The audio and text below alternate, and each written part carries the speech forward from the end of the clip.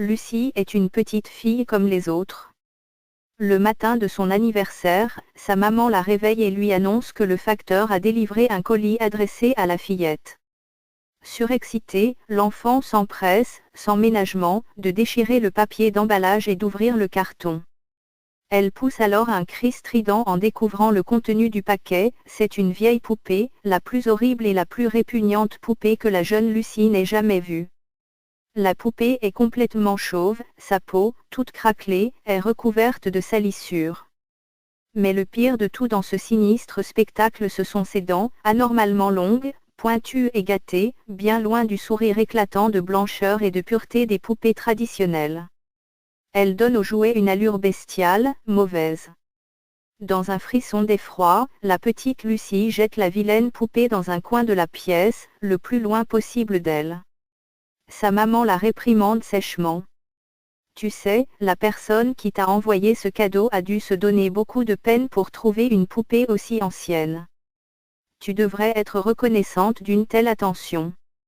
Finit-elle d'un ton sévère. Lucie voulut protester, mais sa mère ne voulait rien entendre. Elle força la fillette à garder le présent. Frustrée, mais néanmoins obéissante, Lucie alla cacher la vilaine poupée dans un placard sous l'escalier, en prenant soin de la dissimuler derrière une grosse pile de boîtes de chaussures. Le conte de la vieille poupée. Là au moins, je n'aurai à supporter la vue de cette chose immonde et diabolique. Se dit Lucie. L'esprit tranquille, la fillette put ainsi profiter du reste de sa journée d'anniversaire, accompagnée du traditionnel gâteau ainsi que d'autres cadeaux bien plus plaisants.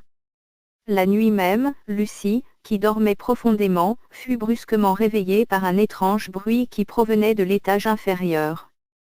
C'était comme si on traînait un quelconque objet sur le plancher de la maison. Toujours allongée dans son lit, la petite tendit l'oreille pour trouver l'origine du mystérieux bruit qui retentissait inlassablement depuis 5 bonnes minutes. Puis le bruit changea, on aurait dit maintenant le son de petits pas légers, rapides. Lucie était maintenant terrifiée, tremblant de tout son corps, incapable de bouger de son lit. Depuis toute petite, elle dormait toujours avec la porte de sa chambre ouverte, bénéficiant ainsi de la lumière du couloir qui faisait office de veilleuse, car Lucie avait, comme bon nombre d'enfants, peur du noir. C'est alors qu'elle entendit quelqu'un murmurer, dans un souffle à peine audible, d'une voix faible et rauque. Lucie. Lucie, je suis sur la première marche.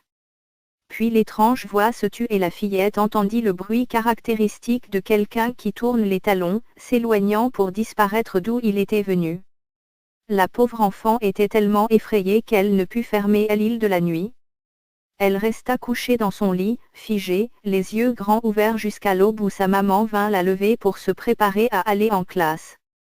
Lucie tenta d'expliquer à sa mère ce qui était arrivé pendant la nuit, mais la fillette était tellement épuisée qu'elle crut sa maman quand celle-ci lui répondit que ce n'était rien, qu'elle avait fait un mauvais rêve, voilà tout. Ça doit être cela. Se convainquit l'enfant. Bien sûr, ce n'était pas le cas, Lucie le sentait. Elle supplia ses parents de jeter la poupée aux ordures, mais ces derniers lui rétorquèrent que c'était un cadeau, et qu'un cadeau ne se jette pas. Le soir venu, Lucie alla se coucher de mauvais cœur. Juste avant, afin de se rassurer, elle alla jeter un île dans le placard sous les escaliers, derrière les boîtes à chaussures. L'affreuse poupée était toujours là, à l'endroit même où la fillette l'avait cachée le jour précédent. Un peu rassurée, l'enfant monta se coucher tout en tentant de combattre le sommeil qui rendait ses paupières lourdes. Mais la petite fille était tellement épuisée qu'elle finit tout de même par s'endormir, exténuée. Mais la petite voix désincarnée eut au fait de la réveiller. Une nouvelle fois prise de panique, Lucie se demanda quand même si ce n'était pas son imagination qui lui jouait des tours, quand soudain elle entendit. S'excier, je suis sur la 4e marche. Plus aucun doute possible, Lucie ne rêvait pas. L'enfant se mit à pleurer à chaudes larmes et ne put retrouver le sommeil le restant de la nuit. Le lendemain, dans la cour de l'école, Lucie expliqua à ses camarades ses mésaventures depuis qu'elle avait reçu l'horrible poupée pour son anniversaire. Comme il fallait s'y attendre, ses amis se moquèrent ouvertement d'elle, la traitant de peureuse, menteuse ou de bébé. Mais Lucie s'en moquait, elle n'entendait déjà plus les railleries des autres enfants autour d'elle. Une seule idée lui traversait la tête, s'il a fallu à la poupée seulement une nuit pour monter de 3 marches, cela signifie qu'il ne lui en faudra plus qu'une pour atteindre le sommet de l'escalier. Conclut-elle. La nuit venue, Lucie prit la décision de fermer la porte de sa chambre pour la première fois depuis sa naissance. Quand sa mère voulut éteindre la lumière, elle se retourna et demanda à Lucie pour quelle raison la fillette n'avait plus peur du noir tout à coup. C'est toujours le cas maman, mais est-ce que je pourrais plutôt laisser la lumière de ma chambre allumée au lieu de celle du couloir? Non Lucie. La lumière de ta chambre est trop forte, elle va t'empêcher de t'endormir. Lucie accepta donc de dormir sans lumière, la porte fermée. Toutefois, une fois sa mère sortie, la fillette ouvrit les volets de la fenêtre pour laisser pénétrer les faibles rayons de lune qui parvenaient de l'extérieur. Elle commençait tout juste à somnoler quand retentit le bruit et la voix apparut 3 nuits plus tôt.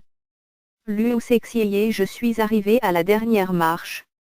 Cette fois, la voix était claire, distincte, toute proche. Dans l'obscurité de sa chambre, la fillette entendit un cliquetis qui la fit sursauter de terreur. Elle n'en était pas sûre, mais il lui sembla voir la porte de sa chambre s'ouvrir lentement, très lentement.